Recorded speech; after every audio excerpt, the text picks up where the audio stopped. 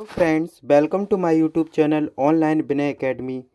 मैं आपको मध्यकालीन भारत के इतिहास की सीरीज करा रहा हूँ। इसी क्रम में मैं आज लेकर हाजिर हूँ इसका भाग 1 से लेकर 7 तक हम पहले ही ऑलरेडी अपलोड कर चुका हूँ और मैं भाग 8 में बताऊँगा दिल्ली सल्तनत। उसी क्रम में चल रहा हूँ। प्यारे बच्चों, अगर आपने इससे पहले की वीडियो नहीं देखे हैं तो आप प्लेलिस्ट में जाकर देख सकते हैं। और उसी क्रम में हम आगे चलते हैं कि मध्यकालीन इतिहास में दिल्ली सल्तनत की कैसे शुरुआत हुई थी। तुर्कों की सफलता का मुख्य परिणाम भारत में दिल्ली सल्तनत की स्थापना था। यानी कि क्योंकि अरब तो फेल्ड हो गए थे, लेकिन जो तुर्क लोग आए, जो टर्कीज लोग थे, उनकी भारत में सबसे बड़ी सफलता का मुख्य रिजल्ट ये आया कि उन्होंने भारत में दिल्ली सल्तनत की स्थापना कर ली थी।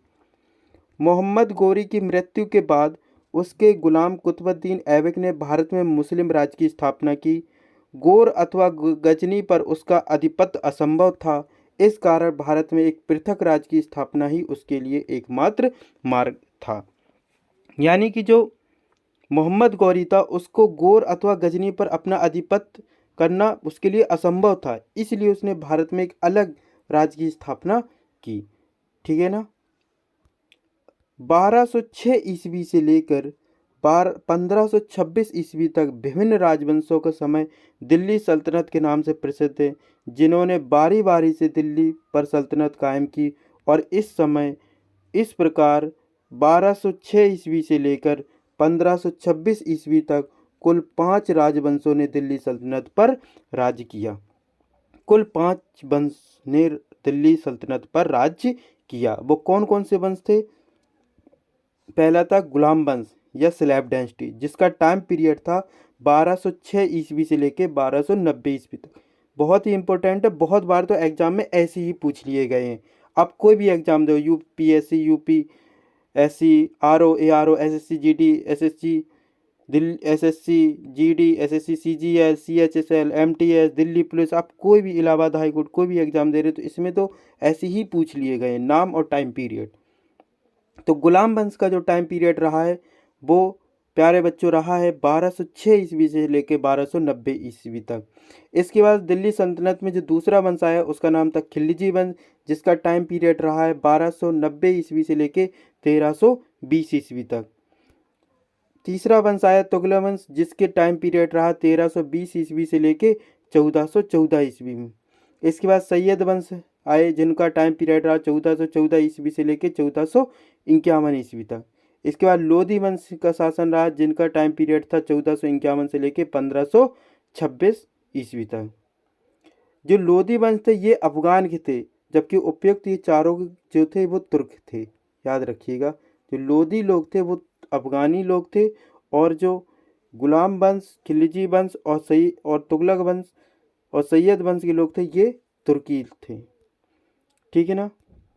अगर इसमें ये पूछा जाए कि सर्वाधिक शासन किसने किया सबसे ज़्यादा, तो उसने तुगलक वंश ने किया, क्योंकि तुगलक वंश का टाइम पीरियड रहा 1320 से लेके 1414 ईस्वी तक। यानी पूरे के पूरे 94 साल तक तुगलक वंश ने शासन किया। इसके बाद गुलाम वंश का अगर देखा जाए तो गुलाम वंश ने भारत में 84 वर्ष तक शासन किया।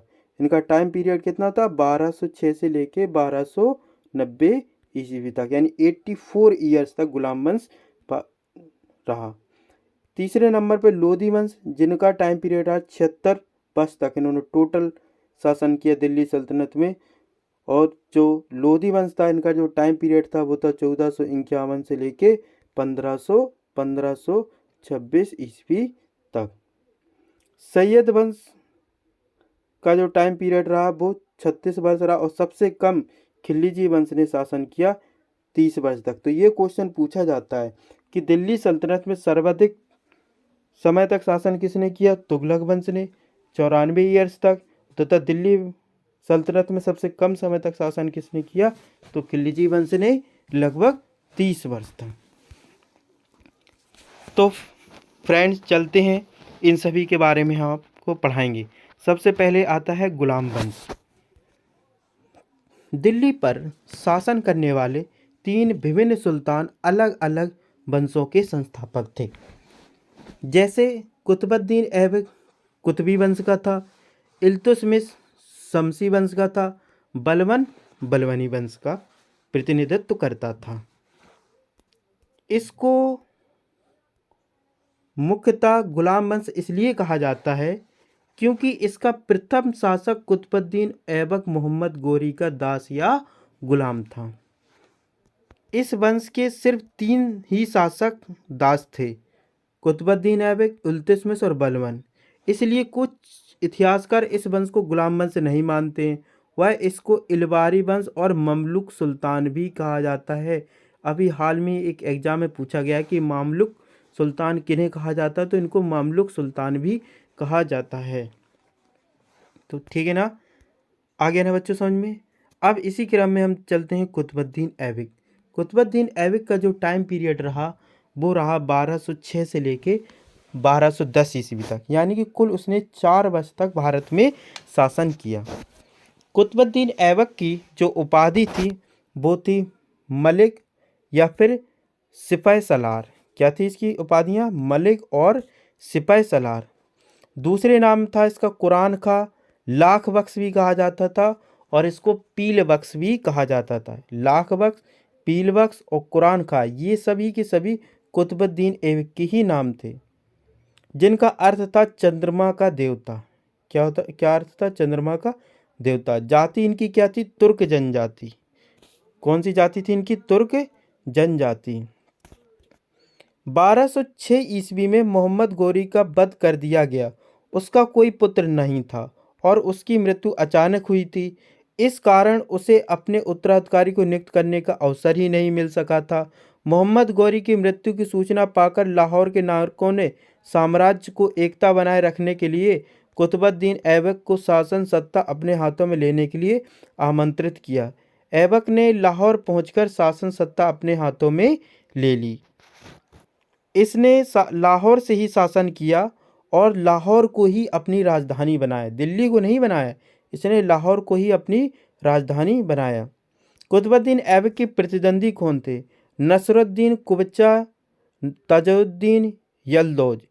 यह भी मोहम्मद गोरी के दास थे, इसलिए ये लोग ऐबक की सत्ता को स्वीकार नहीं करते थे और उसके लिए समस्याएं खड़ी करते रहते थे।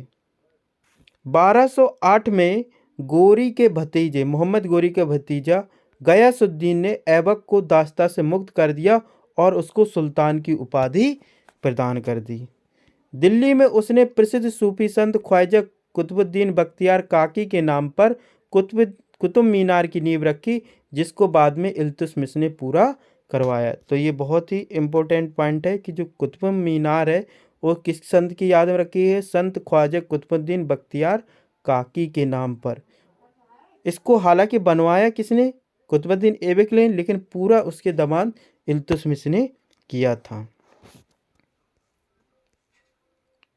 कुतुबुद्दीन ऐबक ने भारत की प्रथम मस्जिद कुब्बत उल इस्लाम, पहली मस्जिद इसी ने बनवाई थी, कुब्बत उल इस्लाम, दिल्ली के किला राय पिथौरागढ़ के स्थान पर निर्मित करवाई और पहली बार भारत में इसने मस्जिद बनवाई। ऐबक ने विग्रह राज बिसलदेव फोर्थ के द्वारा अजमेर में निर्मित संस्कृत महाविद्यालय के स्थान पर उसने 2.5 दिन का झोपड़ा बनाया है। कुतुबुद्दीन ऐबक ने विग्रह राज बिसलदेव फोर्थ के द्वारा अजमेर में निर्मित संस्कृत महाविद्यालय के स्थान पर 2.5 दिन का झोपड़ा बनवाया।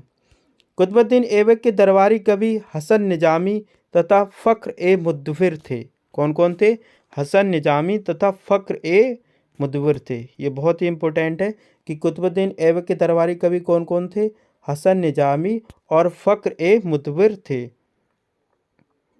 1210 ईस्वी में पोलो यानी चौगान खेलते समय लाहौर में घोड़े से अचानक गिर जाने के कारण कुतुबुद्दीन ऐबक की मृत्यु हो गई। इसके बाद आराम शाह बैठे 1210 ईस्वी में गद्दी पर। कुतुबुद्दीन ऐबक के आकस्मिक मृत्यु के कारण उसके उत्तराधिकारी के चुनाव की समस्या आ गई, जिसे तुर्की सरदारों ने हल करते हुए आराम शाह को सुल्तान घोषित कर दिया और यह एक बिल्कुल आलसी व्यक्ति था, यानी जैसा इसका नाम वैसा ही काम। आराम शाह हमेशा बिल्कुल टोटली आराम ही करता रहता था। इसके बाद शमसुद्दीन इल्तुतमिश बैठे 1210 में 1236 में। इन्हें तो एक साल भी शासन में नहीं करने दिया गया। इल्तुतमिश शमसी वंश का था, इसलिए नए वंश का नाम शमसी वंश पड़ा। कुतुबुद्दीन ऐबक ने इल्तुतमिश को सबसे पहले सरजनदार यानी शाही अंगरक्षकों का प्रधान, जो शाही अंगरक्षक जो बॉडीगार्ड होते थे उनका उन्होंने हेड बनवाया था, कमांडर बनाया था।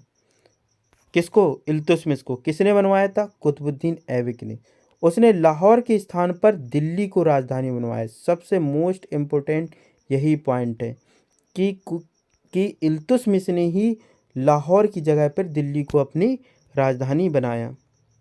और जो इल्तुतमिश था वो कुतुबुद्दीन ऐबक का क्या था? दामाद था, पुत्र नहीं था, दामाद था। कुतुबुद्दीन ऐबक की मृत्यु के समय वह बदायूं का सरदार यानी कि सूबेदार था, गवर्नर था। कहाँ का सूबेदार था वो? बदायूं का सूबेदार था। दास्ता से मुक्ति। खोखरों से विद्रोह के समय इल्तुतमिश ने मोहम्मद गोरी का साथ बड़ी बहादुरी से दिया था, जिसके कारण गोरी ने उसको दास्ता से मुक्त कर दिया था। 1229 में बगदाद के खलीफा से मान्यता प्राप्त हो गई। इसके बाद उसने सुल्तान की उपाधि धारण की। यानी कि 1229 ईस्वी में बगदाद के खलीफा से मान्यता प्राप्त करके उसने सुल्तान की उपाधि धारण की, और वह सुल्तान की उपाधि धारण करने वाला ऐसा प्रथम मुस्लिम शासक था। यानी कि बगदाद के खलीफा से मान्यता प्राप्त करके सुल्तान की उपाधि प्राप्त करने वाला वह एकमात्र पहला मुस्लिम शासक था। उसके शासनकाल में 1221 में मंगोल आक्रमणकारी चंगेज खां के आक्रमण का खतरा उत्पन्न हो गया था। जब वह ख्वारिज़्म के शासक जलालुद्दीन मंगलावर्णी का पीछा करते हुए सिंध तक आ गया था, जलालुद्दीन मंगलावर्णी ने इल्तुतमिश से शरण मांगी, लेकिन इल्तुतमिश ने अपने यहाँ पर अपने दिमाग का बहुत अच्छा परिचय दिया, बहुत ही बुद्धिमत्ता का परिचय देते हुए उसने अस्वीकार कर दिया, क्योंकि उसे मालूम था अगर हम ख्वारिज़्म के शासक जलालुद्दीन मंगलावर्णी का अगर हम अपने राज्य में शरण देंगे तो मंगोल आक्रमणकारी जो चंगेज का है वो भी हमारे राज्य में आक्रमण करने लगेगा। इसलिए उसने बड़ी ही बुद्धिमत्ता से उसको शरण देने से मना कर दिया। उसके समय में उत्तर प्रदेश में, इल्तुतमिश के समय में उत्तर प्रदेश के अवध में परथू का विद्रोह हुआ था। परथू का विद्रोह हुआ था। ये बहुत ही इंपॉर्टेंट क्वेश्चन है। ये यूपीएससी और यूपीपीएससी जैसे एग्जामों में कई बार पूछा गया है कि अवध में परथू का विद्रोह किसने करवाया, किसके समय में हुआ था? इल्तुतमिश के समय हुआ था। इल्तुतमिश ने अपने 40 वफादार गुलामों को लेकर एक टुकड़ी बनवाई थी। इल्तुतमिश ने क्या किया कि अपने 40 वफादार गुलामों को लेकर एक टुकड़ी बनवाई, जिसे उसने तुर्कन ए चहलगानी या 40 अमीरों का समूह कहा जाता था। इसने मोहम्मद गौरी की स्मृति में याद में मदरसा ए मुअज्जी की स्थापना की थी। किसने की थी? इल्तुतमिश ने। और किसकी याद में? मोहम्मद गौरी की याद में की थी, ना कि कुतुबुद्दीन ऐबक की याद में। इल्तुतमिश ने उज्जैन के महाकाल मंदिर को लूटा और उसे काफ़ी क्षतिग्रस्त किया है। इल्तुतमिश ने भारत का प्रथम मकबरा पुत्र नसरुद्दीन मोहम्मद की कब्र पर निर्मित करवाया, जिसको सुल्तानगढ़ी का मकबरा कहते हैं। ये बहुत ही इंपॉर्टेंट क्वेश्चन है कि उसने भारत का पहला प्रथम मकबरा बनवाया, अपने पुत्र नुसरुद्दीन महमूद की कब्र पर बनवाया था, जिसे सुल्तानगढ़ी का मकबरा कहते थे। इल्तुतमिश ने मुद्रा व्यवस्था में काफ़ी सुधार किया। जो करेंसी सिस्टम था उसमें बहुत ज़्यादा सुधार किया। उसने शुद्ध अरबी के सिक्के चलवाए। दिल्ली सल्तनत के 2 महत्वपूर्ण सिक्के, चांदी का टक्का और दावे का जीतल ही इल्तुतमिश ने ही प्रारंभ करवाया था। जो दिल्ली सल्तनत के जो महत्वपूर्ण 2 सिक्के थे, एक तो चांदी का टक्का और तावे का जीतल, ये इल्तुतमिश ने ही प्रारंभ करवाए थे। इल्तुतमिश ने ग्वालियर विजय के उपलक्ष्य में, जब उसने ग्वालियर को जीत लिया, उसकी खुशी में अपनी पुत्री रजिया के नाम पर भी सिक्के चलवाए थे। यानी इल्तुतमिश ने जब ग्वालियर को विजय कर लिया तो उसकी खुशी में उसने अपनी पुत्री रजिया के नाम पर भी सिक्के चलवाए थे। इल्तुतमिश की मृत्यु के बाद जो अगला शासक बैठा वो बहुत ही होशियार नहीं था। उसका नाम था रुकनुद्दीन फिरोज शाह, जिसका टाइम पीरियड था 1236। इल्तुतमिश ने अपनी मृत्यु के बाद अपनी पुत्री रजिया को अपना उत्तराधिकारी घोषित किया था, लेकिन उसकी मृत्यु के बाद तुर्की अमीरों ने उसके पुत्र रुकनुद्दीन को गद्दी पर बैठाया था, क्योंकि इल्तुतमिश अपनी पुत्री रजिया को बहुत ज़्यादा ही चाहता था और उसको ही उसने अपना उत्तराधिकारी बनाया था। लेकिन ये तुर्क जो अमीर थे वो नहीं चाहते थे कि कोई महिला सिंहासन पर बैठे, इसलिए उसने उसके पुत्र रुकनुद्दीन को ही गद्दी पर बैठाया। रुकनुद्दीन के समय उसकी माँ शाह तुर्कान वास्तविक सत्ता संभालती थी और यह एक बहुत ही अत्यंत क्रूर महिला थी। इसने इल्तुतमिश के एक छोटे पुत्र कुतुबुद्दीन को अंधा करके मरवा दिया था। इसके बाद सरदारों और जनता द्वारा फिरोज और उसकी माँ को अपदस्थ कर दिया गया और रजिया को सुल्तान बनाया गया। यानी कि क्योंकि उसकी माँ जो थी ना शाह तुर्कान, वही सत्ता संभाली, तो बहुत ही अत्यंत क्रूर महिला थी, बहुत ही बेकार। और इसलिए वहाँ की जो जनता थी उन्होंने विद्रोह कर दिया और रजिया को सुल्तान बनाया। और इस प्रकार रजिया सुल्तान भारत में प्रथम महिला मुस्लिम शासका बनी, जिनका टाइम पीरियड रहा 1236 से 1240 ईस्वी तक। सिर्फ 4 वर्ष के लिए ही बनी रजिया, 4 ईयर्स के लिए ही बनी। रजिया दिल्ली की प्रथम और अंतिम महिला सुल्तान थी, पहली और आखिरी। कुछ इतिहासकारों के अनुसार एक इथियोपियाई अफसर, कुछ इतिहासकार ये मानते हैं कि इथियोपियाई एक अफसर था जिसका नाम था जलालुद्दीन याकूत, के प्रति रसिया थोड़ा विशेष अनुराग रखती थी, मतलब उसे वो ज़्यादा चाहती थी, जिसने उसे क्या किया कि जलालुद्दीन याकूत को अमीर आखूर का पद दिया। अमीर आखूर बहुत बड़ा पद हुआ करता था, जिसका मतलब था अश्वशाला का अध्यक्ष, यानी कि जितनी भी अश्वशाला हैं उनका अध्यक्ष उसे प्रदान किया। किसको? जलालुद्दीन याकूत को। ताबर हिंदा के सूबेदार और पूर्व में बदायूं का इक्केदार अल्तुनिया ने इसी याकूत की हत्या कर दी और रजिया को पराजित करके उसको बंदी बना लिया।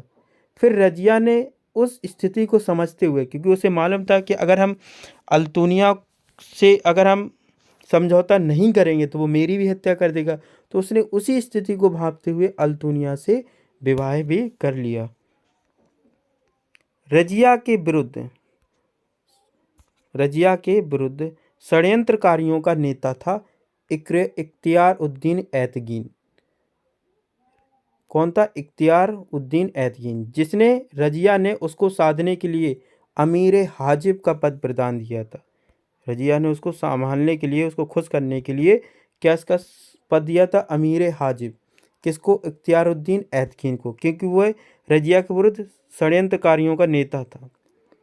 लेकिन इल्तुतमिश के एक पुत्र था जिसका नाम था बहराम शाह ने कुछ सरदारों के साथ लेकर सत्या हथियाली और तथा भटिंडा से दिल्ली लौटते समय अल्तुनिया और रजिया को हराकर उनकी हत्या कर दी और खुद दिल्ली का सुल्तान बन बैठा।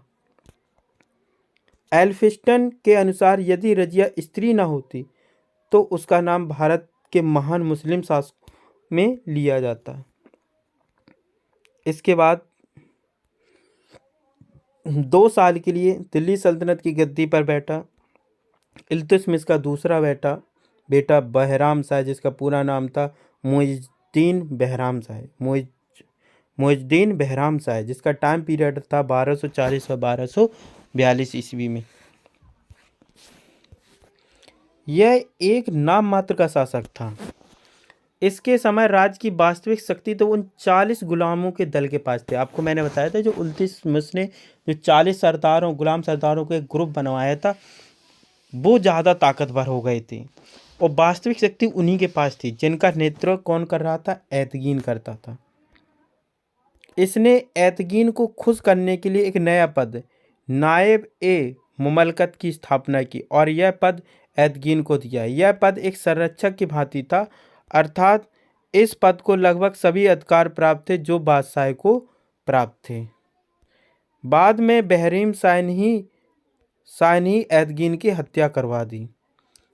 उसके काल में 1241 में लाहौर पर मंगोलों ने आक्रमण किया और 1242 में बहराम शाह की भी हत्या कर दी गई। इसके बाद अगले 4 सालों के लिए दिल्ली सल्तनत की गद्दी पर बैठे, उनका नाम था अलाउद्दीन मसूद शाह, जिनका टाइम पीरियड था 1242 से 1246। ओनली 4 ईयर्स के लिए ये बैठे। यह इल्तुतमिश का नाती था, पुत्र था, और यह भी एक नाम मात्र का शासक था। बलबन इसके समय अमीर हाजिब के पद पर नियुक्त हुआ और धीरे धीरे अपनी शक्ति बढ़ाता चले गया। इनकी जो बलबन जो अगला शासक बना था शक्तिशाली, वो इसी के ही समय आमिर हाजिब के पद पर नियुक्त हुआ और धीरे धीरे अपनी शक्ति बढ़ाता चला गया।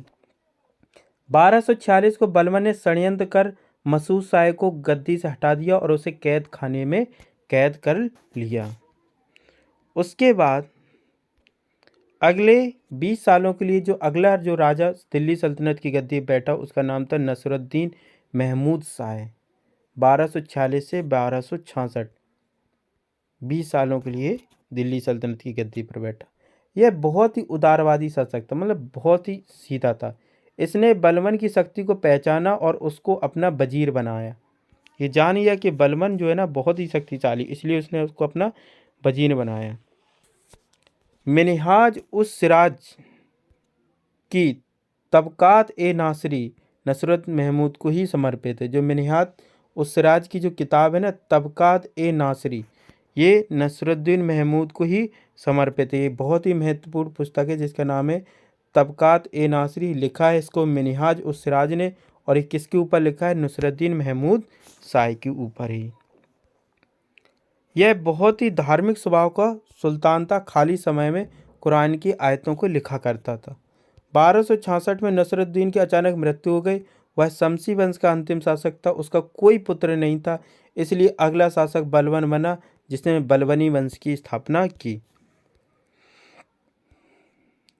अगले 20 सालों के लिए 66 यानी कि अगले 20 साल, यानी 1266 से लेकर 1286 की तक, यानी अगले जो 20 ईयर्स के लिए जो दिल्ली सल्तनत की गद्दी पर बैठा, उसका नाम था बलबन। इसका टाइम पीरियड था 1266 ईस्वी से लेकर 1286 ईस्वी तक।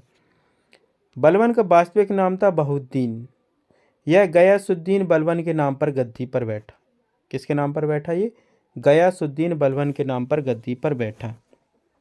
फिरदौसी की पुस्तक एक शाहनामा, बहुत ही इंपॉर्टेंट है ये पुस्तक है। फिरदौसी की पुस्तक है शाहनामा में इसको अफरा शिहाब के वंश को बताया गया। कौन से वंश का बताया गया? अफरा शिहाब वंश का बताया गया। इल्तुतमिश ने इसको एक दास के रूप में ही खरीदा था बलबन को। रजिया के शासन काल में ये किस पद पर था? अमीर शिकार के महत्वपूर्ण पद पर पहुंच गया था। अमीर शिकार के पद पर ये पहुंच गया था रजिया के टाइम पर। इसने क्या क्या महत्वपूर्ण कार्य किए? बलबन ने गद्दी पर बैठती सबसे पहले तो उसने तुर्कन चहलगानी, यानी जो 40 गुलाम सरदारों के मुख्य जो शक्तिशाली संगठन था, उसको नष्ट कर दिया और इल्तुतमिश के परिवार के सभी सदस्यों को मरवा दिया, ताकि कोई भी उससे बदला ना ले सके। इसने पहली बार ब्लड एंड आयरन की नीति फॉलो की, लोहे में रक्त की नीति, अर्थात खून का बदला, खून की नीति प्रारंभ की। बलबन ने ही पारसी नववर्ष उत्सव नौराज को भारत में प्रारंभ किया। ये बहुत ही इंपॉर्टेंट है कि बलबन ने ही पारसी जो नववर्ष होता है नौराज की शुरुआत बलबन ने ही भारत में की थी। बलबन ने ईरानी प्रथा से सिजदा, यानी घुटनों के बल बैठकर सुल्तान के सामने नतमस्तक होना, तथा पाबोस यानी कि लेट कर सुल्तान को नमस्कार करना या फिर उसके पैरों को चूमना, उसके दरबार में ही प्रारंभ करवाया था। बलबन ने मंगोल आक्रमण से बचाव हेतु एक नया सैन्य विभाग दीवाने आरिज या अर्ज का आरंभ करवाया था। राजत्व का देवीय सिद्धांत का पालन करवाया, अर्थात उसने प्रजा के सामने खुद को एक देवता के रूप में प्रस्तुत किया। उसने बताया कि राजा जो होता है ना, वो एक देवता की होता है। अपनी छवि को गढ़ने के लिए उसने दरबार में भारी भरकम पोशाक और मुकुट पहनकर आता था। उत्तर पश्चिम में मंगोल आक्रमण से बचने के लिए बलबन ने वहां दुर्ग का निर्माण करवाया और अपने सबसे बड़े पुत्र शहजादा मोहम्मद को वहां की जिम्मेदारी दी। किंतु मंगोलों के आक्रमण का सामना करते हुए शहजादा मोहम्मद मारा गया। प्रसिद्ध कवि अमीर खुसरो एवं अमीर हसन दहलवी बलबन की ही दरबार में रहते थे। जो अमीर खुसरो और अमीर हसन दहलवी हैं वो बलबन की ही दरबार में रहा करते थे। अमीर खुसरो जिन्हें क्या कहा जाता है, तूती ए हिंद। अमीर खुसरो क्या कहा जाता है, तूती ए हिंद, यानी कि हिंद का देवता। किसको कहा जाता है, अमीर खुसरो को कहा जाता है हिंदुस्तान का देवता। इन्होंने तबला का भी आविष्कार किया। तबला का भी आविष्कार अमीर खुसरो को ही माना जाता है। तो अमीर खुसरो और अमीर हसन दहलवी बलबन के दरबार में ही रहते थे। अमीर खुसरो ने अपना साहित्यिक जीवन शहजादा मोहम्मद के समय से ही शुरू कर दिया था। अमीर खुसरो को तूतिए हिंद, अभी मैंने बताया था, तूते हिंद कहा जाता है। इसके बाद दिल्ली सल्तनत की अगली गद्दी पर बैठा कैकूबाद। कैकूबाद का जो टाइम पीरियड रहा वो 1287 से 1290, यानी कि 3 साल के लिए गद्दी पर बैठा। बलबन ने अपने उत्तराधिकारी अपने बड़े बेटे के पुत्र अर्थात अपने नाती कैखुसरो को नियुक्त किया था, परंतु विद्रोही नेताओं ने बलबन के बिलासी पुत्र कैकूबाद को सुल्तान बना दिया और कैखुसरो की हत्या करवा दी। इसी के समय बलबन का पुत्र बुगरा खां बंगाल पर नसरुद्दीन के नाम से एक स्वतंत्र शासक के रूप में शासन चला रहा था। यहाँ पर ध्यान रखें कि बुगरा खान का बेटा ही कैकूबाद था। यानी कि आप समझिए कि बलबन ने अपना उत्तराधिकारी तो अपने बड़े बेटे के पुत्र यानी अपने नाती कैखुसरो को नहीं किया था, परंतु विद्रोही नेताओं ने उसे नहीं बनाया। बलबन के बिलासी पुत्र एक थे नाती कैकूबाद का बनाया, और कैकूबाद किसका लड़का था, नसरुद्दीन का, जो बलबन का ही पुत्र था, यानी दूसरे बेटे के पुत्र को बनाया। इसके बाद देखिए क्यूमर्स 1299। कैकूबाद को यमुना में चादर में लपेटकर फेंक दिया गया और उसके बाद दिल्ली सल्तनत का अगला सुल्तान क्यूमर्स बना। यह कैकूबाद का एक नाबालिग पुत्र था। वह 3 महीने के अल्प समय के लिए सुल्तान बन पाया क्योंकि जलालुद्दीन ने उसकी हत्या कर दी और खुद को सुल्तान बन बैठा, और इस प्रकार उसने खिलजी वंश की स्थापना की। खिलजी वंश जिसका टाइम पीरियड रहा 1290 से 1320 ईस्वी तक, यानी कि 30 साल तक इन्होंने शासन किया। और सबसे कम शासन इन्हीं ने किया, दिल्ली सल्तनत। अफगानिस्तान में हेलमंद नदी की घाटी के प्रदेश को खिलजी के नाम से पुकारा जाता है, और जो जातियां उस प्रदेश में बस गईं उन्हें खिलजी पुकारे जाने लगा। लेकिन खिलजी वंश के सुल्तान भी तुर्क ही थे।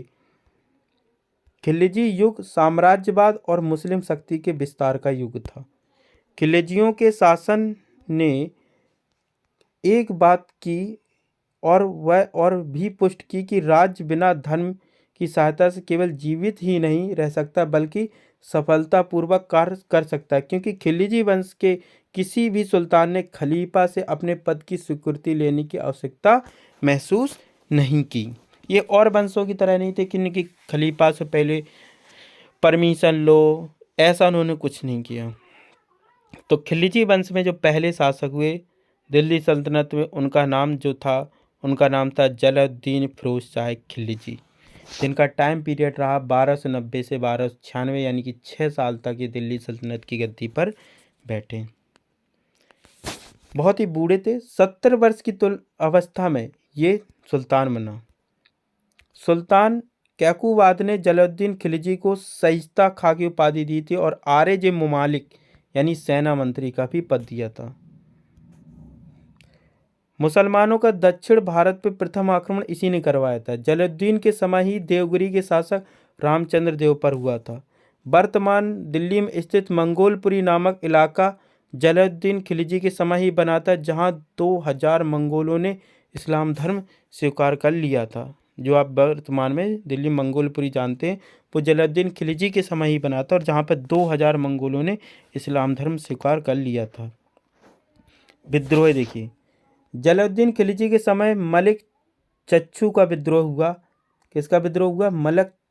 मलिक छच्चू का विद्रोह हुआ। जलालुद्दीन खिलजी के समय ही मलिक छच्चू का विद्रोह हुआ। यह कड़ा मानिकपुर का सूबेदार था। कहाँ का सूबेदार था? कड़ा मानिकपुर का। इसने सुल्तान मुंगीसुद्दीन की उपाधि धारण कर ली और अपने नाम से सिक्के चलवाए। लेकिन जलालुद्दीन खिलजी एक उदार राजा था। माफ़ी मांगने के बाद उसने मलिक छच्चू को माफ़ भी कर दिया था। जलालुद्दीन खिलजी के समय इसके राज्य में ईरान से आए हुए एक फ़कीर सीदी मौला निवास करते थे। कौन निवास करते थे? सीदी मौला, जिसे स्थानीय निवासियों का समर्थन प्राप्त था। स्थानीय निवासियों के अनुसार यह एक बहुत बड़ा एक तांत्रिक था। धीरे धीरे उसका हस्तक्षेप सत्ता में बढ़ता जा रहा था, जिससे नाराज होकर जलालुद्दीन खिलजी ने उसके हाथी के पैरों के तले कुचलवा दिया था। किसको? सीदी मौला को, क्योंकि एक ईरान का था और एक तांत्रिक था और धीरे धीरे ये जनता के बीच अपना समर्थन बढ़ा रहा था और हस्तक्षेप भी करने लगा था सत्ता में, इसलिए उसको हाथी से कुचलवा दिया था। जलालुद्दीन खिलजी की मृत्यु 1296 को जलालुद्दीन खिलजी ने अपने भतीजे अलाउद्दीन खिलजी से मिलने कड़ा मानिकपुर गया, जहां जलालुद्दीन खिलजी अपनी सेना कड़ा छोड़कर 2 नाव और कुछ सैनिकों के साथ मानिकपुर पहुंच गया, जहां अलाउद्दीन खिलजी के खास मोहम्मद सलीम ने सुल्तान पर पीछे से चाकू से हमला कर दिया और अलाउद्दीन खिलजी के एक और विश्वास पात्र सरदार इख्तियार हुद ने सुल्तान का गला काट डाला और इसके धोखे से इसने हत्या कर दी। यानी कि जब जलालुद्दीन खिलजी अपने भतीजे अलाउद्दीन खिलजी से मिलने कड़ा मानिकपुर पहुंचा तो उसने अपनी सेना को कड़ा में छोड़ दिया और कुछ सैनिक लेकर और 2 नावों के साथ वो मानिकपुर पहुंचा। लेकिन अलाउद्दीन के 2 खास लोग थे, एक थे मोहम्मद सलीम और दूसरे थे इख्तियारुद्दीन हुद। मोहम्मद सलीम ने सुल्तान पर पीछे से चाकू से हमला कर दिया और इख्तियार हुद ने सुल्तान का गला काट दिया और इस प्रकार उसके भतीजे अलाउद्दीन खिलजी ने जलालुद्दीन खिलजी की धोखे से मौत कर दी, हत्या कर दी। अब बैठे अलाउद्दीन खिलजी, जिनका शासनकाल रहा 1296 से लेकर 1316 ईस्वी तक, यानी कि 20 सालों तक इसने दिल्ली सल्तनत की गद्दी पर बैठा। अलाउद्दीन खिलजी बहुत ही खंकूर, बहुत ही खूंखार और कुख्यात शासक था। अलाउद्दीन खिलजी के पिता का नाम था सैयबुद्दीन खिलजी, जो कि जलालुद्दीन खिलजी का ही भाई था। जलालुद्दीन खिलजी ने अपनी पुत्री का विवाह अलाउद्दीन खिलजी से कर दिया था। भिलसा, चंदेरी, देवगिरी पर सफल अभियानों से अलाउद्दीन खिलजी को बहुत धन प्राप्त हुआ था। कौन कौन से युद्ध उसने पर? जब उसने भिलसा, चंदेरी और देवगिरी पर सफल अभियानों से जलालुद्दीन खिलजी को बहुत ज़्यादा पैसा प्राप्त। दक्षिण भारत पर आक्रमण करने वाला प्रथम मुसलमान अलाउद्दीन खिलजी था। उसने दक्षिण भारत पर विजय प्राप्त की। अलाउद्दीन खिलजी को कड़ा मानिकपुर में सुल्तान घोषित किया गया तथा राज्याभिषेक को दिल्ली में बलबन के लाल महल में हुआ था। अलाउद्दीन के समय कौन कौन से विद्रोह हुए? गुजरात विजय के पश्चात लूट के माल को लेकर 9 मुसलमानों ने विद्रोह किया। ये रणथंभौर के शासक हमीर देव से जा मिले। दूसरा अकात खां का विद्रोह हुआ। तीसरा मलिक उमर, जो कि बदायूं का गवर्नर था, तथा मंगू खां, जो कि अवध का गवर्नर था, इन्होंने विद्रोह किया। और दिल्ली में हाजी मौला का विद्रोह हुआ। ये अलाउद्दीन के समय होने वाले विद्रोह हैं। विद्रोह के लिए दमन के लिए जारी किए गए अध्यादेश। उसने सबसे पहले अमीर वर्ग की भूमि या संपत्ति जब्त किए, गुप्तचर प्रणाली गठन की, दिल्ली में शराबबंदी करवाई, अमीरों के परस्पर मेल मिलाप और त्योहारों पर भी उसने रोक लगा दी, क्योंकि वो जानता था कि जो अमीर लोग होते हैं वो अक्सर त्योहारों, शादी या किसी फंक्शन में ही मिलते हैं जहाँ पर राजनीतिक बातचीत होती है और यहीं से षड्यंत्र राजाओं के खिलाफ तैयार होता है। इसलिए उसने ऐसे त्योहार और मेल मिलापों पार्टियों में बंद करा दिया। अलाउद्दीन खिलजी तथा सल्तनत का विस्तार उसने करवाया। सबसे पहले उत्तर भारत में उसने कौन कौन से अभियान चलाए? पहले उसने गुजरात अभियान चलाया। अलाउद्दीन का प्रथम सैन्य अभियान 1298 ईस्वी में गुजरात के विरुद्ध था। इस अभियान का नेतृत्व कर रहा था उलुग खां एवं नुसरत खां। गुजरात के बघेल राजपूत रायकरण, जिसे कर्णदेव तृतीय को इसने हरा दिया। गुजरात के मार्ग में उसने जैसलमेर को भी जीत लिया। गुजरात अभियान से ही उसने मलिक गफूर को खरीदा था। मलिक कपूर को 1000 दीनार में खरीदा गया था, इसलिए मलिक कपूर को क्या कहा जाता था? 1000 दीनारी भी कहा जाता था। फिर उसने गुजरात के बाद उसने राजस्थान में अपना अभियान चलाया, जिसको बोलते हैं रणथंभौर अभियान। 1301 ईस्वी में उलग खां और नुसरत खां के नेतृत्व में रणथंभौर पर उसने आक्रमण किया। पहले रणथंभौर के राणा हमीर देव ने आक्रमण विफल कर दिया तथा नुसरत खां मारा गया। इसके बाद स्वयं ही अलाउद्दीन खिलजी ने उसकी कमान संभाली। राणा हमीर देव के प्रधानमंत्री रणमल ने धोखा दिया और हमीर देव पराजित हुए और मारे गए। हमीर काव्य के अनुसार रतिपाल कृष्णपाल इस पराजय के मुख्य कारण थे। इस अभियान में 9 मुसलमानों ने राणा हमीर देव का साथ दिया था। हमीर देव की मृत्यु के बाद रणथंभौर की राजपूत महिलाओं ने जौहर किया था। राजस्थान में जौहर प्रथा का यह प्रथम साक्ष्य मिलता है। जौहर जो है ना, एक शाब्दिक अर्थ है। जौहर जो है एक शाब्दिक अर्थ होता है, जिसका अर्थ है सबका कल्याण करने वाली प्रकृति की जय हो। जौहर के दौरान एक अग्निकुंड बनाया जाता है। पुरुष द्वारा युद्ध में जाते समय केसरिया वस्त्र धारण किए जाते हैं।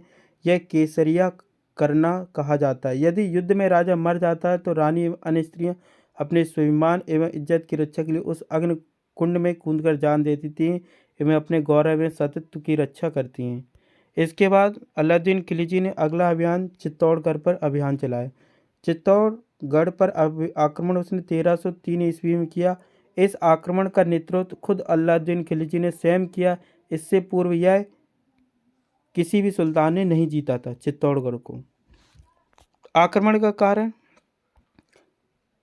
चित्तौड़गढ़ का किला सामरिक महत्व था, जो अलाउद्दीन के दक्षिण भारत के अभियान में एक बहुत बड़ी भूमिका निभाता था, क्योंकि चित्तौड़गढ़ से ही वो दक्षिण भारत के लिए आने जाने के लिए एवं बहुत ही उसका सामरिक महत्व था। हर तरीके से चित्तौड़गढ़ उसको जीतना बहुत ज़रूरी था दक्षिण के जाने के लिए। चित्तौड़ के राजा रतन सिंह की रानी पद्मावती को प्राप्त करना भी उसका एक उद्देश्य था। मलिक मोहम्मद जायसी की रचना पद्मावत के अनुसार, मलिक मोहम्मद जायसी के अनुसार की रचना जो पद्मावत है, उसके अनुसार अलाउद्दीन खिलजी का चित्तौड़ पर आक्रमण का कारण चित्तौड़ के राजा रतन सिंह की पत्नी पद्मावती को प्राप्त करना था। इस युद्ध में राजा रतन सिंह को वीरगति प्राप्त हुई और रानी पद्मिनी ने जौहर किया। इस युद्ध में चित्तौड़गढ़ के 2 वीर सैनिक गोरा एवं बादल वीरगति को प्राप्त हुए। चित्तौड़गढ़ पर अधिकार कर चित्तौड़गढ़ को अपने पुत्र खिरज खां को उसने सौंप दिया और इसका नाम चित्तौड़गढ़ का उसने क्या नाम रखा? खिरजाबाद कर दिया।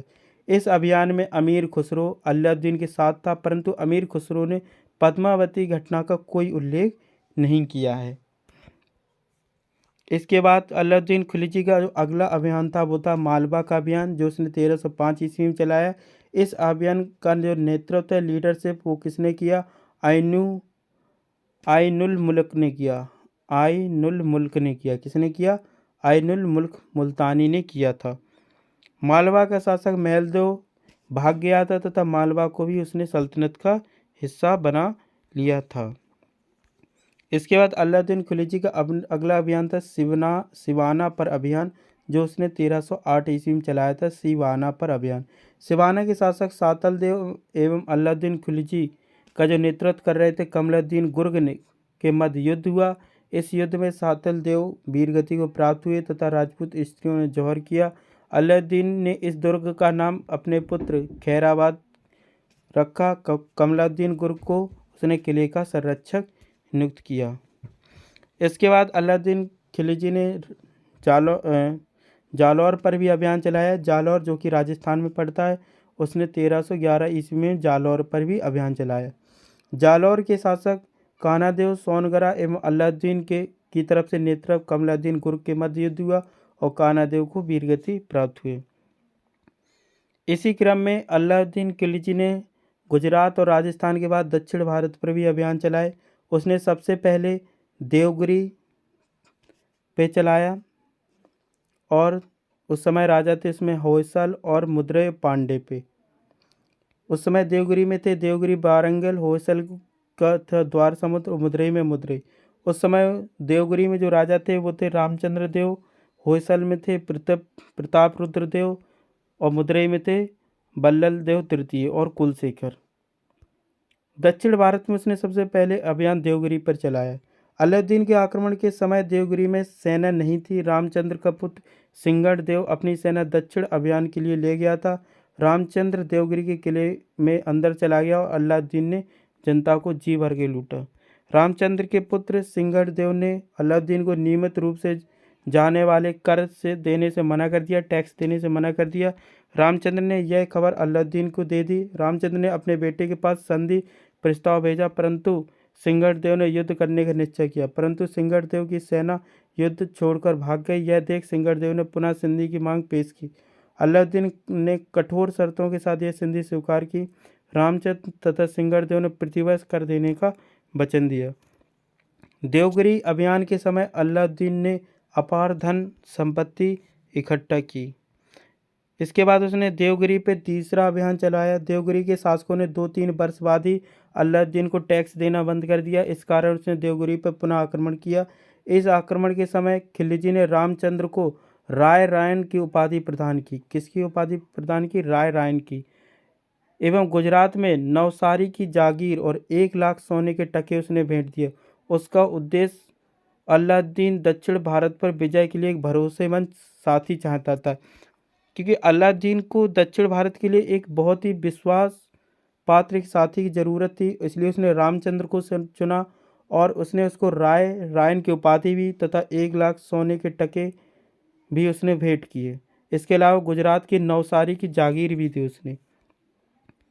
अलाउद्दीन खिलजी ने दक्षिण भारत में अगला अभियान तेलंगाना अभियान चलाया। इस अभियान का नेतृत्व उसके सेनापति मलिक कपूर ने किया, जिसे 1000 दीनारी भी कहा जाता था। उसने देवगिरी के शासक रामचंद्र ने मलिक कपूर का पूरा सहयोग किया।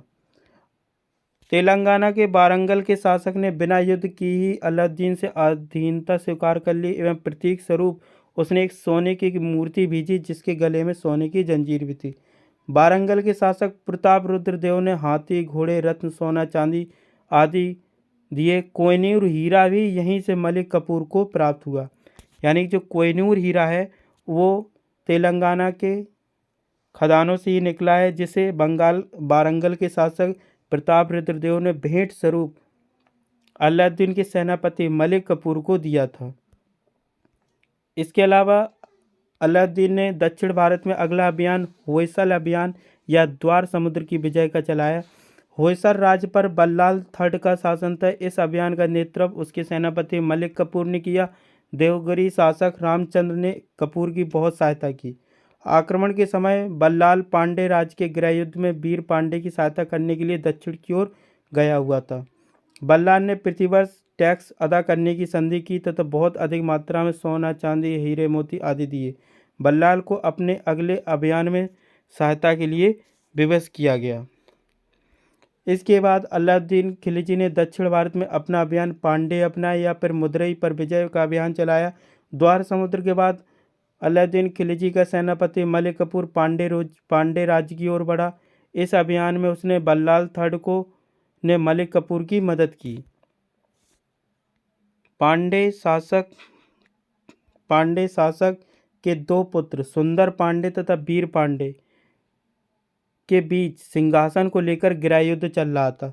मलिक कपूर ने सुंदर पांडे का पक्ष लिया, परंतु मलिक कपूर ना तो वीर पांडे को हरा सका और ना ही कोई शर्त ला सका और गृह युद्ध में वीर पांडे जीता एवं सुंदर पांडे को बाहर निकाल दिया गया।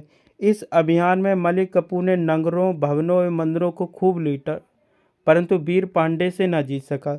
बल्लाल थर्ड को दिल्ली बुलाया गया और उसकी सहायता से प्रसन्न होकर अलाउद्दीन ने उपहार स्वरूप उसको खिल्लत, एक मुकुट और छत्र तथा 10 लाख टका मुद्राएं प्रदान की। यह विजय राजनीतिक दृष्टि से महत्वहीन थे, परंतु आर्थिक दृष्टि से उसने बहुत बड़ी महान विजय की थी। इसके बाद अलाउद्दीन खिलजी ने देवगिरी पर तीसरा आक्रमण किया। रामचंद्र के देव के पुत्र सिंगड़ देव ने सिंहासन पर बैठते ही सल्तनत की अधीनता के सब लक्षणों को समाप्त कर दिया एवं स्वतंत्र शासक की भांति वह कार्य करने लगा। मलिक कपूर को आक्रमण करने के लिए भेजा गया तथा सिंगड़ देव की पराजय हुई। सिंगरदेव युद्ध में मारा गया। रामचंद्र के दामाद हरपाल देव को गद्दी पर बैठाया गया।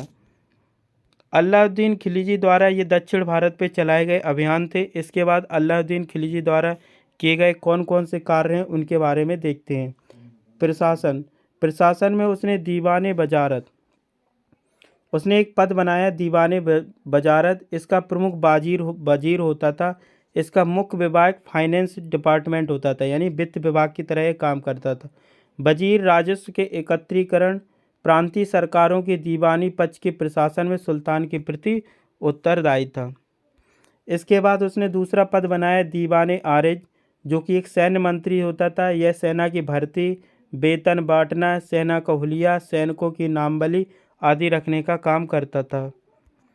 इसके बाद अलाउद्दीन खिलजी ने अगला जो पद बनाया उसका नाम था दीवाने इंसा, जिसका कार्य शाही आदेशों पत्रों का प्रारूप तैयार करना एवं स्थानीय अधिकारियों से पत्र व्यवहार करना था। इसके बाद अलाउद्दीन खिलजी ने अगला जो पद नियुक्त किया उसका नाम था दीवाने रसालत। दीवाने रसालत का काम था पड़ोसी राज्यों में भेजे जाने वाले पत्रों का ड्राफ्ट तैयार करना एवं विदेशी राजदूतों से संपर्क बनाए रखना। इसके बाद उसने जो अगला डिपार्टमेंट बनाया उसका नाम था दीवाने रियासत। अलाउद्दीन ने यह नया विभाग स्थापित किया था। इसका कार्य राजधानी के आर्थिक मामलों की देखभाल करना था तथा व्यापारी मार्ग पर नियंत्रण रखना था। इसके अलावा अलाउद्दीन खिलजी ने अन्य अधिकारियों की भी नियुक्ति की, जिनमें मुहितसिब का जो काम होता था वो बाजारों पर नियंत्रण करता था और नाप तोल का निरीक्षण करता था। इसके बाद उसने बरीद मुमलिक की एक नया विभाग बनाया, जो कि एक गुप्तचर विभाग का एक प्रमुख अधिकारी होता था। इसके अलावा उसने मनेयान बनाया, जो कि एक गुप्तचर को बोलते थे। बरीद ए मंडी, जो कि बाजार निरीक्षक होता था। सहना ए मंडी, जो कि बाजार अधीक्षक होता था। अलाउद्दीन से संबंधित अन्य तत्व को समझते हैं। अलाउद्दीन खिलजी एक नया धर्म शुरू करना चाहता था तथा सिकंदर के समान भी वह भी विश्व विजेता बनना चाहता था, परंतु उसके काजी अता उल मुल्क के परामर्श ने दोनों योजनाएं त्याग दी, क्योंकि उसके जो काजी था अता उल मुल्क ने ये दोनों मना कर दिया कि उसने नया धर्म चलाने से भी मना कर दिया और सिकंदर के समान उसने विश्व विजेता बनने का को भी अपना विचार त्याग दिया। दूसरा पॉइंट, अलाउद्दीन खिलजी ने अपने सिक्कों पर स्वयं को दूसरा सिकंदर घोषित किया। उसने उपाधि धारण की सिकंदर ए सानी या फिर द्वितीय सिकंदर। वो अपने आप को दूसरा सिकंदर या फिर सिकंदर ए सानी की उपाधि उसने धारण की। अलाउद्दीन खिलजी ने स्वयं को यस्मिन उल खिलाफत नसरी उमरी उल मिनमीज जिन घोषित किया था। अलाउद्दीन खिलजी ने घोड़ों को दागने की प्रथा, सैनिकों का हुलिया रखने की प्रथा, सेना को नगद वेतन देने की शुरुआत भी की थी। दुबसप यानी दो अस्पा, जो सैनिक दो घोड़ा रखते थे उन्हें दुबसप कहा जाता था। अलाउद्दीन खिलजी ने शराब तथा भांग पर पूरी तरह से रोक लगा दी। अलाउद्दीन खिलजी ने भूमि में पहली बार बिस्वा नापने की प्रथा प्रारंभ की, यानी कि जो बिस्वा जो पद्धति है, जो भूमि में जो बिस्वा पद्धति है, वो अलाउद्दीन खिलजी ने ही शुरू की थी। इसके अलावा अलाउद्दीन खिलजी ने होम टैक्स यानी गृह कर पर घरी और चराई कर पे चरी, जो दो नए टैक्स भी लगाए। सभी आवश्यक वस्तुओं की उसने कीमत निर्धारित कर दी, राशनिंग कर दी कि हर एक चीज़ की क्या रेटिंग है, क्या हिसाब से बेचना है, उसने उसकी रेटिंग बनाई। इसके अलावा अलाउद्दीन खिलजी ने बाजार प्रणाली पर बहुत ज़्यादा ध्यान दिया। उसने 4 अलग अलग तरह के बाजार स्थापित किए।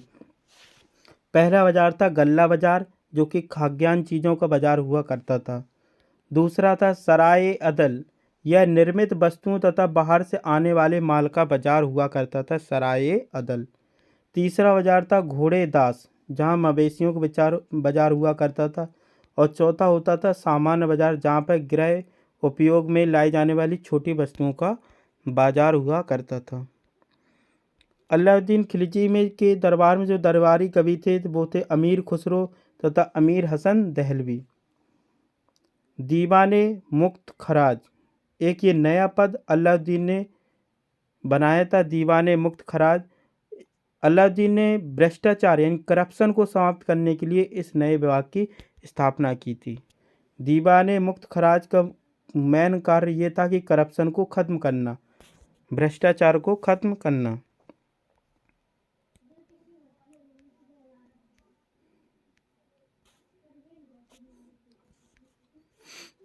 खिलजी वंश का अंत एवं तुगलक वंश की स्थापना कैसे हुई, इसके बारे में हम आपको बताते हैं।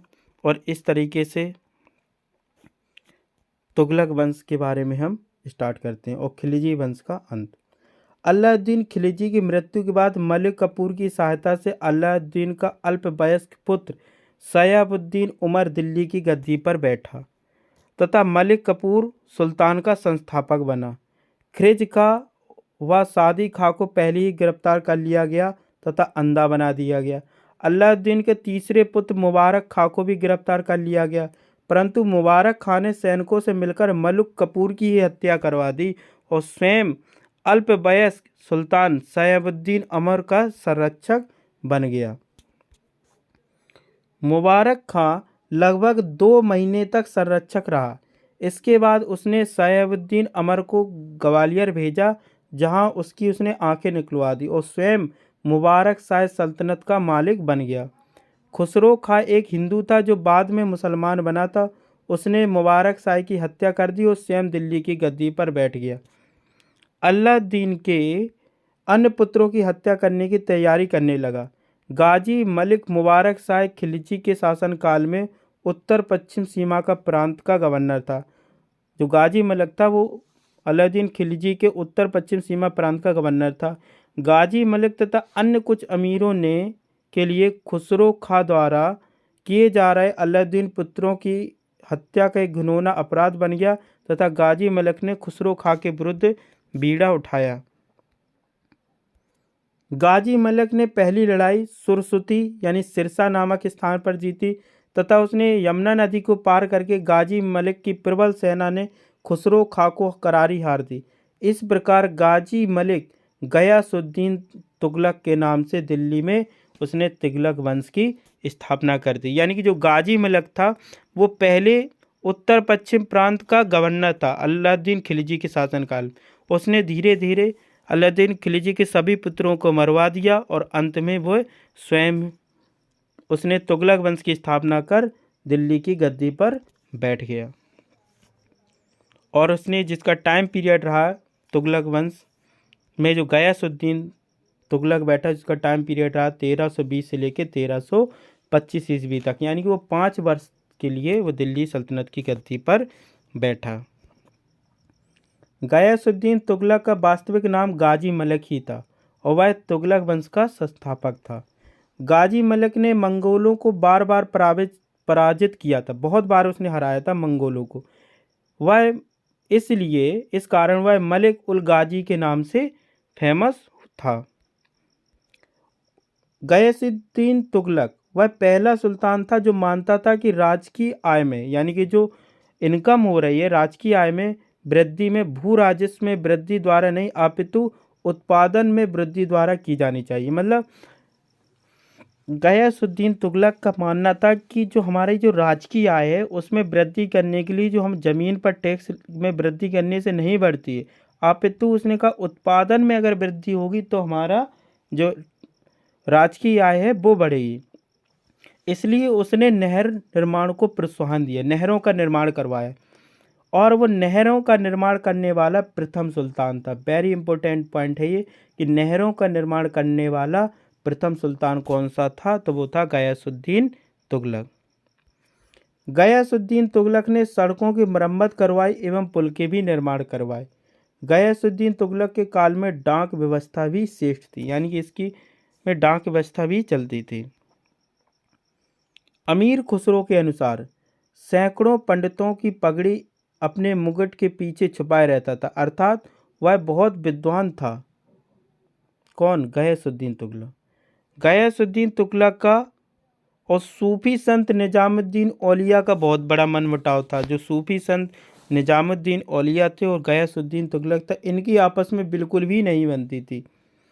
जब सुल्तान औलिया को दंडित करने के लिए बंगाल से वापस लौट रहे थे तो औलिया ने कहा तो हुनूज दिल्ली दूरस्त, यानी कि इसका मतलब था कि दिल्ली अभी दूर है। एक्चुअली में क्या है कि गयासुद्दीन तुगलक संत निजामुद्दीन औलिया को मरवाना चाहते थे और वो उस समय थे बंगाल में।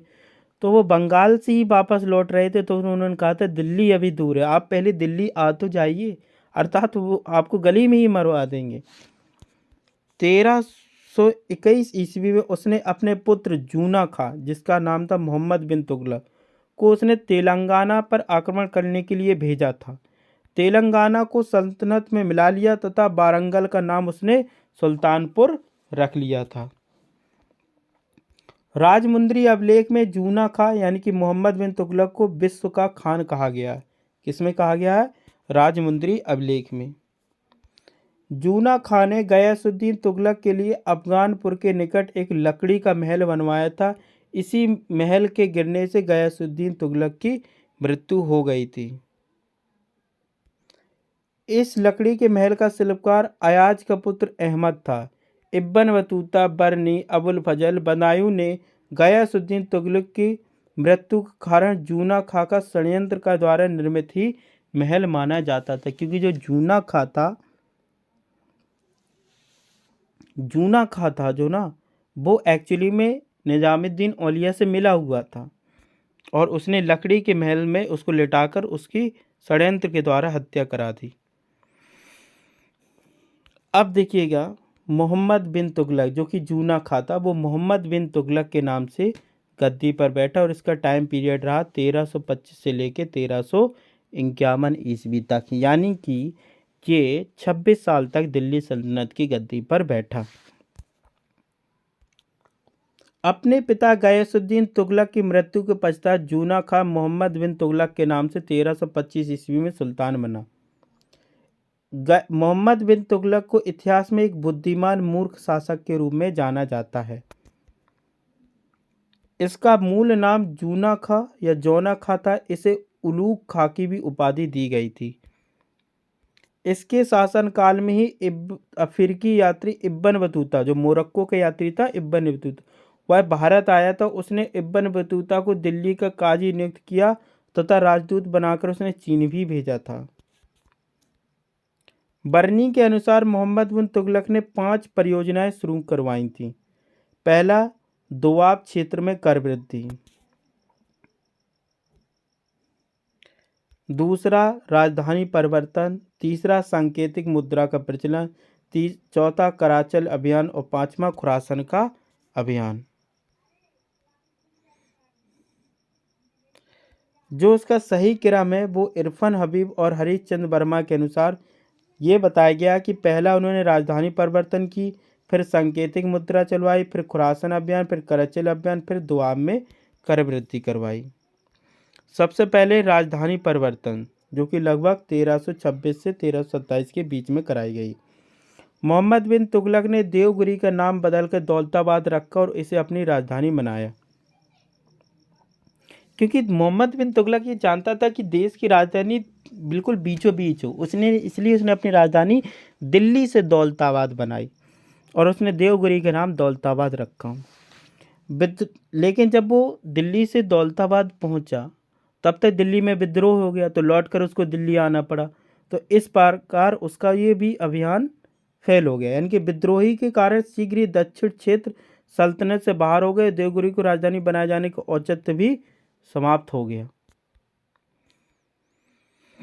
अगला, उसने सांकेतिक मुद्रा का प्रचलन। देखिए, मोहम्मद बिन तुगलक बहुत ही होशियार शासक था, लेकिन उसने जितने भी अभियान चले वो सब उसके फेल्ड हो गए।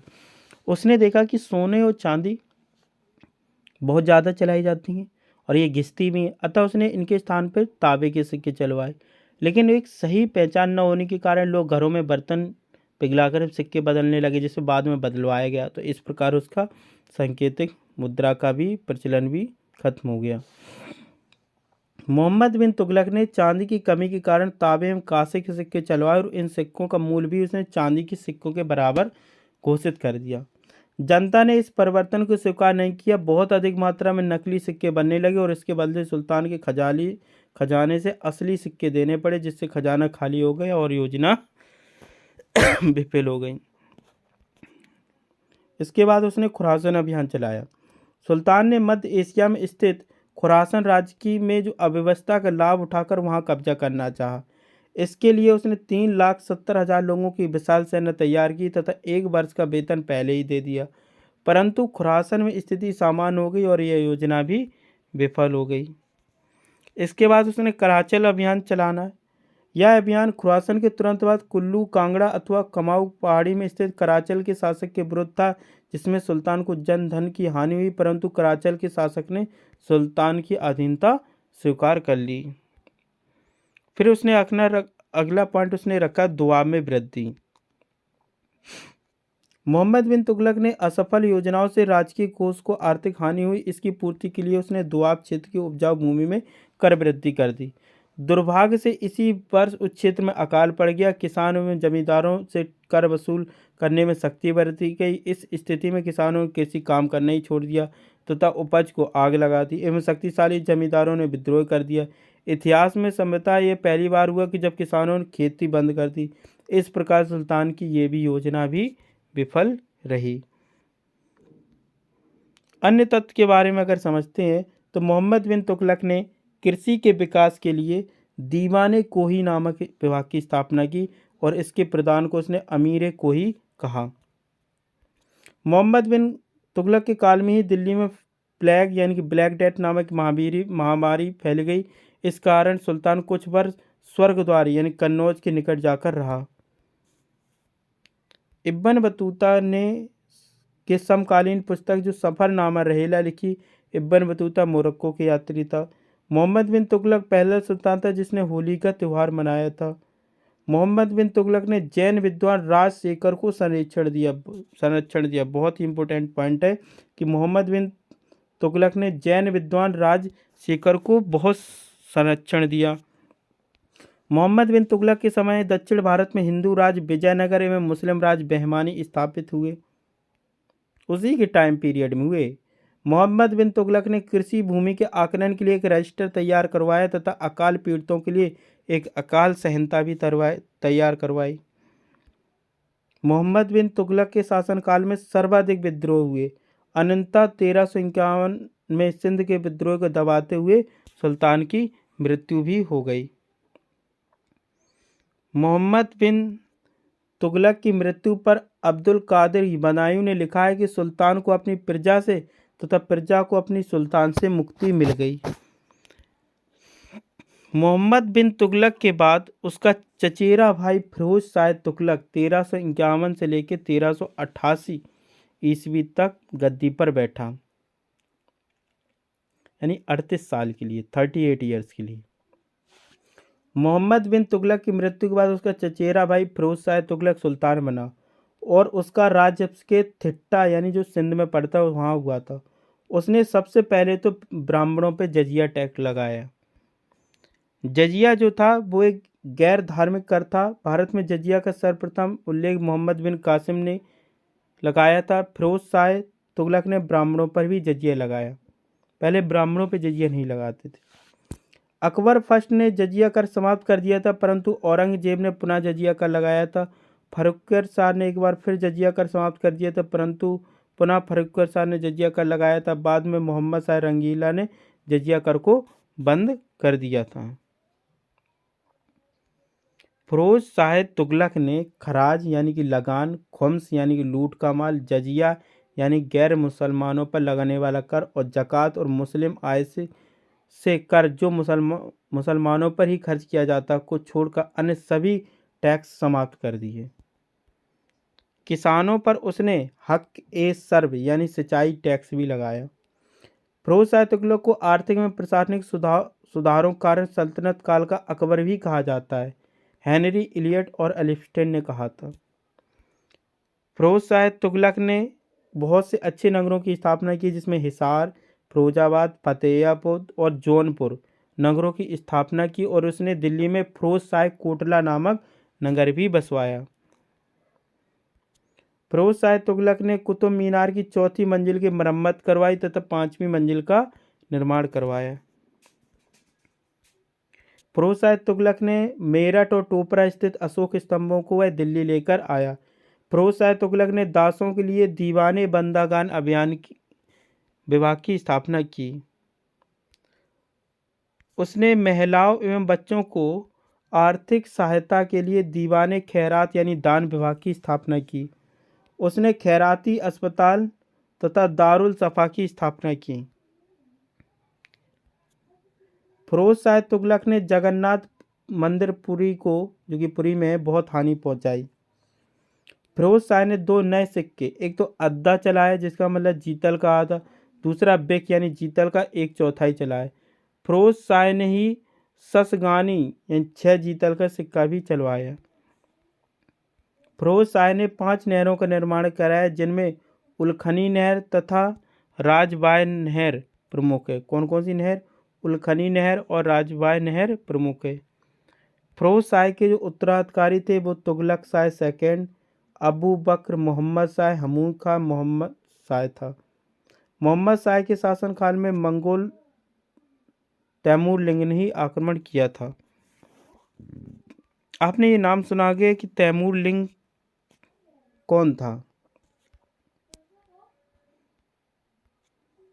तैमूर उज्बेकिस्तान में जन्मा एक कट्टर तुर्क मुसलमान था। तैमूर ने तैमूरी राजवंश की स्थापना की। तैमूर चंगेज खां की तरह समझ संसार को अपनी शक्ति में रौंदना और सिकंदर की तरह विश्व विजय की कामना रखता था। तैमूर विश्व के महानतम निष्ठुर एवं रक्त पिपासु आक्रमणकारियों में से एक था। तैमूर ने समरकंद के मंगोल शासकों के मरने के बाद उसने समरकंद की गद्दी पर कब्जा कर लिया। अब तैमूर ने अपना विजय अभियान शुरू किया। 1380 और 87 के बीच उसने खुरासन, सीस्तान, पारस, अफगानिस्तान, अजरबैजान और कुर्दिस्तान को अधीन कर लिया तथा बागदाद से लेकर मेसोपोटामिया तक आधिपत्य स्थापित कर लिया। अब भारत पर आक्रमण करने का उसने निश्चय किया है। एक दुर्घटना में वह लंगड़ा हो गया, इसलिए लंग नाम उसके साथ जुड़ा। तैमूर का भारत पे आक्रमण के क्या कारण थे? मूर्ति पूजकों में मूर्ति पूजा को विध्वंस करना तथा इस्लाम का प्रचार करना। तैमूर का मानना था कि जो मूर्ति की पूजा करते हैं उनको तोड़ डालो तथा इस्लाम का प्रचार करो। दूसरा उद्देश्य था कि भारत की संपत्ति को लूटना। तीसरा था लूटपाट एवं विश्व को अपनी शक्ति से रौंदना। तैमूर का आक्रमण। भारत पे तैमूर का आक्रमण 1398 में नुसरतदीन महमूद के समय हुआ था। तैमूर के आक्रमण के समय खिज खान ने तैमूर की सहायता की। तैमूर उत्तर पश्चिम से होते हुआ पंजाब हरियाणा को लूटता हुआ दिल्ली तक पहुंचा। तैमूर दिल्ली में 15 दिन रहा एवं दिल्ली को लूटा एवं स्त्रियों एवं शिल्पियों को अपने साथ ले गया। दिल्ली में भयंकर कत्लेआम किया। उसने हजारों लाखों लोगों को काट दिया। मंदिर एवं मूर्ति तोड़े गए और लूटे गए। चंगेज खां और तैमूर के सिद्धांतों में क्या अंतर था? तैमूर एवं चंगेज खां का आक्रमण में इतना अंतर था कि चंगेज खां जहां पूरी दुनिया को ही एक साम्राज्य में बांधना चाहता था, परंतु तैमूर का इरादा सिर्फ लोगों को लूटना, दौस जमाना तथा मारकाट था। चंगेज के कानून में सिपाहियों को खुली लूटपाट की मनाही थी, लेकिन तैमूरी सेना को लूटपाट एवं कत्लेआम की खुली छूट थी। तैमूर आक्रमण का क्या भारत में प्रभाव पड़ा? तैमूर के आक्रमण ने तुगलक वंश का अंत कर दिया। सल्तनत की शक्ति को समाप्त करने में सल्तनत के विघटन में उसकी अहम भूमिका निभाई। विजित प्रदेशों पर तैमूर ने खिज खां को राज्यपाल नियुक्त किया और खिज खां ने सल्तनत में सैयद वंश की स्थापना की।